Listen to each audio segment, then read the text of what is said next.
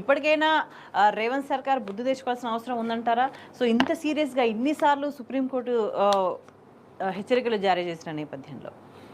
స్పష్టంగానే. ఎందుకంటే ఇప్పుడు రేవంత్ రెడ్డి గారికి ఈ ఎస్సీ భూములు ఏదైతే మనం 25వ సర్వే నెంబరు షేర్లింగంపల్లి 400 ఎకరాల భూమి ఏదైతే అనుకుంటున్నామో యూనివర్సిటీకి సంబంధించింది, దీంట్లో అసలు ఎక్కడ కూడా అడివే లేదు, నెమళ్ళు లేవు, ఇది ఓపెన్ ప్లేస్ అని చెప్పేసి రేవంత్ రెడ్డి గారు పదే పదే చెప్పినప్పటికీ కూడా సాక్ష్యాధారాలతో సహా ఈరోజు సుప్రీంకోర్టు కూడా కాదు అది అడవి, మీరు పునరుద్ధరించాలి లేకపోతే జైలుకి వెళ్తారని చెప్పడము ఇది మొదటిసారి కాదు. ఎందుకంటే మనం తీసుకున్నట్లయితే ఇంతకుముందు హైడ్రా పేరుతో చేస్తున్నటువంటి విధ్వంసం బుల్డోజర్లతో కూడా కోర్టు ముట్టికాయలు వేసింది.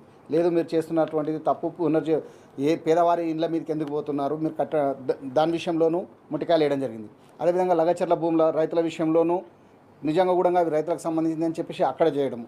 అంటే ఇట్లా ఒక్క విషయంలోనే కాదు, ప్రతి సందర్భంలో రేవంత్ రెడ్డి గారి యొక్క తీసుకున్నటువంటి నిర్ణయాలు, ప్రభుత్వం తీసుకునేటువంటి ప్రతి నిర్ణయం మీద కూడా కోర్టు ముటికాయలు వేసింది, కానీ సమర్థించినటువంటి సందర్భం కూడా ఇక్కడెక్కడ కూడా కనపడలేదు మనకు. ఎస్, మనం ఇంకొక విషయం ఏంటంటే ఇప్పుడు ఈ 105 ఎకరాలను ఏదైతే చెట్లను నరికివేసేసి చెప్పారో దాంట్లో కూడా దాదాపు 70% అడవి నిర్వీర్యమైపోయింది.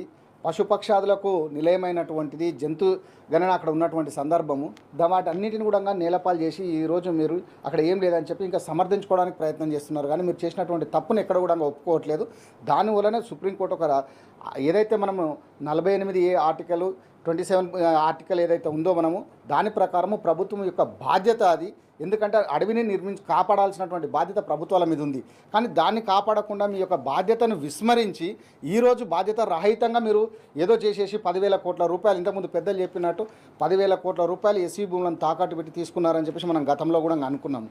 అంటే ఎక్కడ కూడా స్వీయ నియంత్రణ అంటే బయట మాకు బజార్లో ఎట్లాగో అప్పు దొరకట్లేదు, కనీసం ఉన్నాయే అమ్ముకుందాము అన్నట్టు బయట ఇవ్వట్లేదు కనుక ఉన్న భూములని మన దగ్గరనే ఉంది కదా, మన అండర్లోనే ఉంది కదా అమ్మే ప్రయత్నమే చేస్తున్నారు. కానీ నిజంగా కూడా రేపు భవిష్యత్తు తరాలకు మీరు ఇచ్చేటువంటి సంపద ఏముంది అని అంటే అప్పులు చేసి చేయాల్సినటువంటి సందర్భం కనపడుతుంది ఈరోజు రేవంత్ రెడ్డి గారి యొక్క నిర్ణయాలను తీసుకున్నారు.